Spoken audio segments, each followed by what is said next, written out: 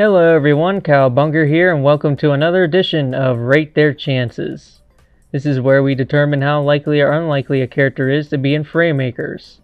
There are many factors that I take into consideration when determining this, but the most influential one is popularity, followed by communication, representation, and potential. Here is the scoring system for this series, with 5 meaning that I think the character will be in the base roster, while 1 means I think they have no chance of being represented at all. Which character are we rating today? It is the Terrarian from Terraria.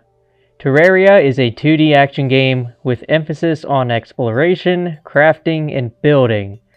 This game is actually one of the best-selling video games of all time, with 44 million copies sold. That is insanity. I have also seen that Terraria has been talked about by plenty of active members in the Fraymakers community. With that being said, I don't see the Terrarian as a highly requested character for Fraymakers. I would say that Terraria content is probably about on a middle ground compared to other franchises, which certainly is not bad.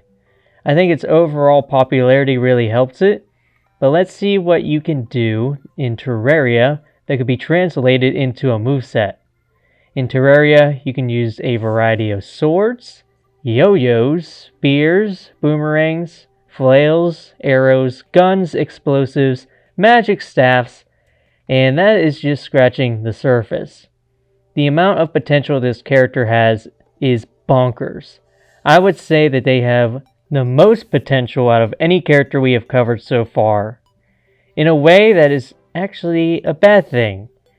If you have tons of different things to pull from, it's going to be really difficult to figure out which things should be brought over. Should you lean purely into the combat of Terraria for a moveset, or do you try to incorporate some crafting in there? I think in order to make Terrarian, it would take a lot of knowledge about the game and even community to make it work. On top of that, I have a feeling that Terrarian would be a pretty resource-heavy character in more than one way if they were included. If there was some kind of crafting mechanic, I feel like it would help make the Terrarian feel more like they do in their game, but it would require a lot of work. This is not to say that having a ton of options makes a character less likely. I actually think Isaac and the Beheaded are more likely for that reason. But Terrarian takes it a step further, where their potential is so high that the only way they could feel authentic is by including more things from their original game than any other character, because otherwise it will really feel like something is missing. Maybe I'm wrong about that. Leave a comment on how you feel about it. Let's move on to representation. There are plenty of NPCs in Terraria, and some bosses in that game are actually pretty iconic in their own right, but I feel like the Terrarian brings the most potential as an assist or character, so they aren't getting switched out.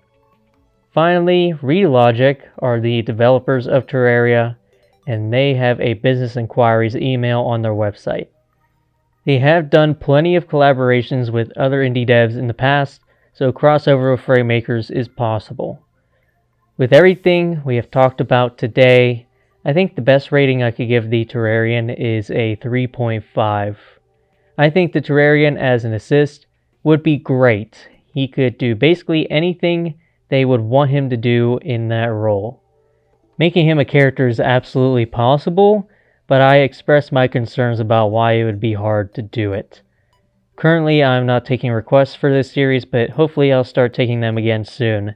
Thank you for watching, and I'll see you on the next Rate Their Chances. Bye.